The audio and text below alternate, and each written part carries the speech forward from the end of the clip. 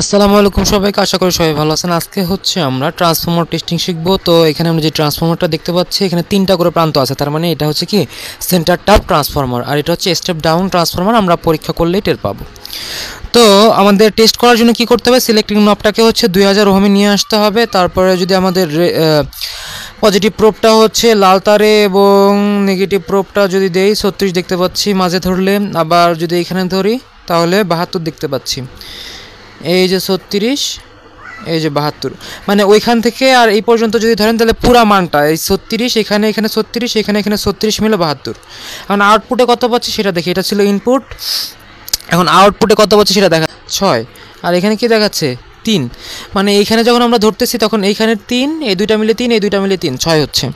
তো এরকম যদি আউটপুট দেখতে পান তাহলে ট্রান্সফর্মারটা ঠিক আছে, নাহলে ঠিক নেই। যারা নতুন আছেন চ্যানেলটা সাবস্ক্রাইব করে দিবেন, লাইক কমেন্ট শেয়ার করে পাশে থাকবেন।